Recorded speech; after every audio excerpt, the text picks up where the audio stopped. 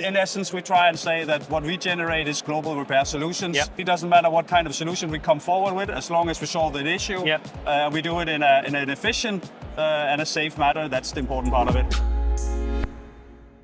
Daniel, thank you for taking the time to speak to me. Can you just give us a little update as to, to the company and where you guys are at? Yeah, absolutely. Thank you for coming over. I think the biggest bloom that we experienced last time, since we spoke last time, is definitely the composite inspections. So the business is still on 3 columns, basically. Yep. We have the engineering, we have the service and repair, and we have the inspection business that we are running.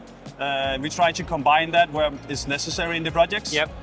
But in previous, the inspection has most been on metal parts, so like towers, frames, bearings, bolts, stuff Yep. like that. But the last couple of months, or maybe 8 months, it has really been blooming within the composite inspections, especially on blades. Yep. We see a huge increase in requests Yep. for actually performing the blades up tower by ropes. Okay. But we are also, including ourselves, very curious about how we can automate, how we can uniform the scans, so how we can basically replicate scans over and over again to validate findings. What's the benefit of that? The benefit is that if you have, let's say we have a smaller finding where the client are insecure whether they want to repair it or not, Yep. then basically if we are capable of replicating that particular scan in Yep. that particular area, then we can see the development of the crack. Yep. Of there could be bonding issues, it could be various issues, but we can replicate the finding, which we in essence then can support the client to identify whether there is a need for repair or whether there's not a need for repair. Yep.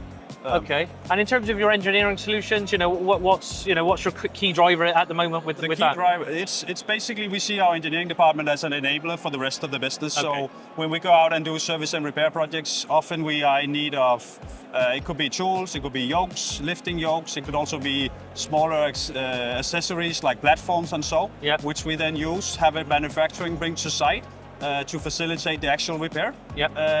But we also see it in regards to going forward. We also have a huge increase or curiosity in lifetime extension of assets. Yeah. And we see that as a really big contributor to our pipeline going forward, combined with our knowledge within the traditional NDT and service and repairs, Yep.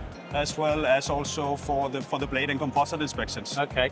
And obviously you're a Danish company, but what is your core market? Is it Europe? Is it US? Is it further afield, or how are you seeing the industry at the moment? We tend to see that we have a keen focus on Europe, Yeah. as well as UK. Yep. But we are working all the way from Mexico to Japan. Okay, it's the full circle. Yeah. It depends on what the client's needs are. Yep. So we have of course Asia is of course interesting. Europe is interesting. UK is interesting because of our position there. Yeah. But US just as well. Yeah. There's a fairly big installment base. It's fairly old. Yeah. The potential for lifetime extension, especially in the US, is very, very interesting. Germany as well. Yeah. UK as well. And I think over time, with also lifetime is one thing, but also the reuse of components, for instance, like blades, Yeah. drivetrains, gearboxes, and so on, is also where we find an interest going forward for sure. Yeah. Okay. And just one final question. Obviously, I like to ask, in terms of the future, for yourself as a company and the industry, are you seeing the next 12, 24 months positive? How are you sort of seeing? Yeah, absolutely. Yeah. Absolutely. We're really positive about this year and also next year for the pipeline going forward. Yeah.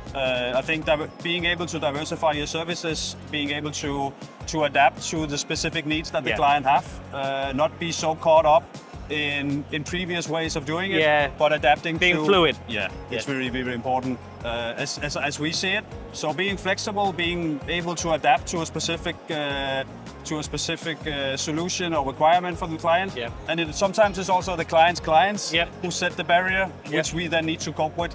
And it's just They come to you with a problem, and then you have to solve it and go back. In essence, we try and say that what we generate is global repair solutions. Yep. So it basically doesn't matter what kind of solution we come forward with, as long as we solve an issue. Yep. We do it in an efficient and a safe manner. That's the important part of it. Perfect. All right. Thanks for taking the time to speak to me. Thank you.